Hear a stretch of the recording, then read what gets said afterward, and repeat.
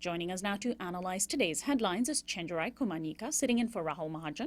He's an assistant professor of communication studies at Clemson University. Hi, Chenjerai. Hi, how are you doing? Doing well, thanks for joining us. More than 100 people died in a chemical explosion at a factory in the Chinese city of Tianjin over the weekend. Among the dead were factory workers as well as firefighters sent in to douse the flames. Chinese Prime Minister Li Keqiang toured the area and promised a transparent investigation. Members of the Chinese press and the public are demanding answers over why the explosion happened. There are still high enough levels of chemical toxins in the air that people have begun wearing face masks. Meanwhile, here in the U.S., a metaphorical explosion of sorts took place over the weekend when an investigative piece on the nation's largest online retailer, Amazon.com, raised serious questions. The New York Times' Jody Cantor and David Stratfield asked hard questions about the company's, quote, ability to extract the most from employees. Amazon's founder and chief executive Jeff Bezos is in full damage control mode, promising not to tolerate the, quote, shockingly callous management practices described in the article. Chenjerai, aren't the Chinese factory explosion and Amazon's workplace problems part of the same devastating architecture of global capitalism?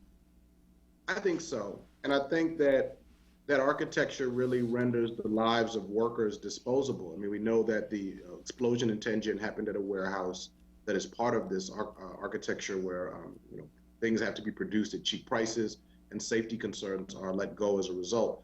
But what we also see is, as part of that architecture, is the PR, the public relations industry's effort to sort of cover up what's actually going on. I mean, Amazon, although there's a recent article about Amazon, we know that Amazon has a history of extremely egregious working conditions. I'm reminded of a former student of mine in Pennsylvania who went on to work for Amazon and later told me about some of the conditions there for the lower level laborers. So now this article is revealing conditions all throughout the company, and there's an effort to avoid transparency on this issue.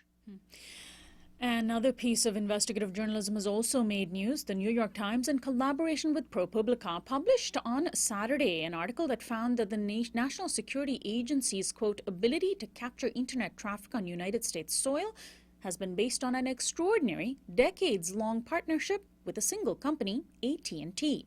A newly released trove of internal documents from AT&T over the decade 2003 to 2013 found that the telecommunications company had a, quote, extreme willingness to help the U.S. government spy on its citizens. The documents were provided by whistleblower and former NSA contractor Edward Snowden.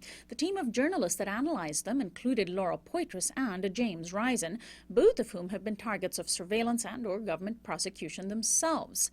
Well, Chenjerai, do you think such investigative pieces will actually drive constructive change? Will AT&T face any consequences? Well, it's hard to say. I mean, I know in 2008, laws were passed dealing with the Bush's attempt to engage in the same, to work with telecoms in terms of spying on the public. And those laws that were passed protected AT&T. But, in October 2013, United States told the United Nations that it would not monitor its communications. And what we're learning from these Fairview documents is that the NSA did precisely that, with AT&T as a very willing partner. And another thing I think that is particularly worrisome is that it's not just simply information about AT&T's customers, but also other companies that were involved in those communications that are coming in, that are included in this kind of surveillance. So I think that it's really a problem that we have to continue to focus on. And finally, a civil rights icon passed away over the weekend. Julian Bond, who headed the NAACP for many years, died on Saturday night in Florida at the age of 75 from complications related to vascular disease. Bond was a central figure in the civil rights movement, having also led the Student Nonviolent Coordinating Committee, or SNCC. He co-founded the Southern Poverty Law Center, and he made history with his election to the Georgia House of Representatives in 1965. He was a prolific activist and author. President Barack Obama on Sunday, who was among many who mourned Bond's passing, said, quote, justice and equality was the mission that spanned his life, and that he was, quote, a hero, and I'm privileged to say, a friend. Well, Chenjerai, how important is Julian Bond's legacy? I think his legacy is important on a number of levels. If we look at the areas that he brought his activism to, we see different areas that one can use as sites for social justice.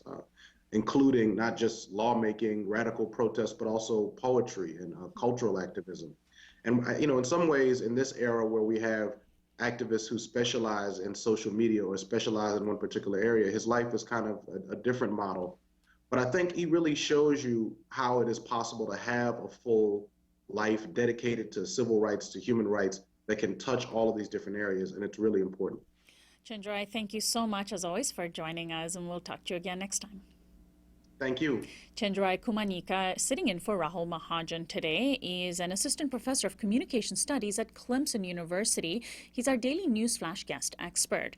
This is Uprising, and by the way, you can catch Uprising on Free Speech TV weekdays at 3 p.m. Pacific and 6 p.m. Eastern. We also have our own YouTube channel at youtube.com/uprising with Sonali, and if you subscribe to that channel, your paid subscription sustains the TV production of this show.